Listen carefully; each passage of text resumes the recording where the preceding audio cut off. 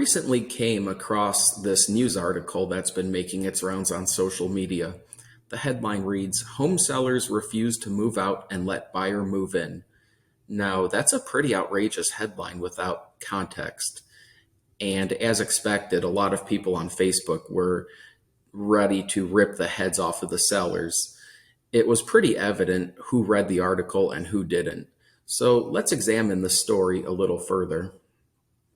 It starts off by painting a picture of this single mother named Angie Pearson who had just purchased her first home. And it goes into a little bit more detail regarding the sellers, Jeff and Ellen Pope. It says that they're waiting for a home to be built, so they asked the buyer to let them rent the house back after closing. Okay, that's a pretty important detail. They further explain that the purchase contract allowed for the Popes to live in their home for 78 days after closing. Basically, that allowed for them to stay in the house until July 15th. But the problem is that on July 15th, the sellers refused to move out. Again, outrageous. But if we read just a little bit further, it says that part of the purchase contract and rent back agreement was that the Popes would have to pay Pearson $75 for every day that they stayed past the initial 78-day term. So basically, there was an open-ended agreement to where if the sellers didn't move out on July 15th, they would pay Pearson $75 per day until they did move out, with no end date specified.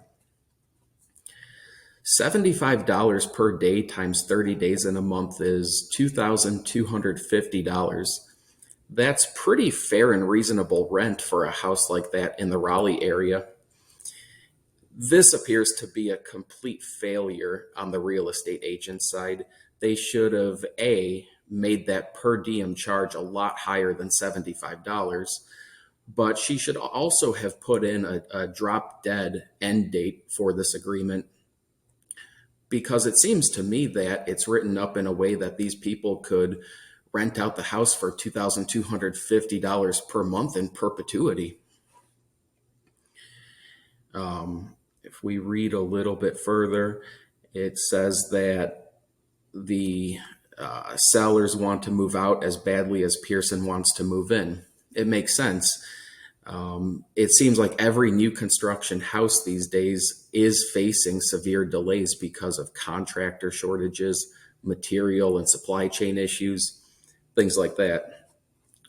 So the point here is that it's really important to read your documents and to hire an experienced and competent real estate agents who truly have your best interests at heart and have the capability of acting as your agent in that capacity.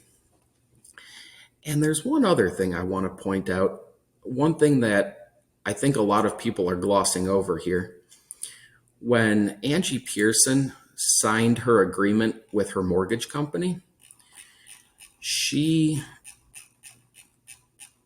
promised that she would occupy the property within 60 days of closing, as stated here on page 6 of her deed of trust. The problem is that in that news article, she admitted that she gave the sellers a 78-day rent back period, and there's even a copy of the purchase agreement in the video on WRAL's website confirming this. This is a material misrepresentation that she made to her mortgage lender. So I'm having a really hard time accepting that Angie Pearson is a victim here. I don't think it was the best decision on her part to run to the local news outlets crying and trying to make these sellers out to be bad people, because I don't think that they are. I think that they're using the written agreement to their advantage based on the situation that they're in. So again, please read what you sign, understand what you sign, and make darn sure that the professionals that you hire to represent you are going to do the best job. That includes real estate agents, mortgage loan officers, and real estate attorneys.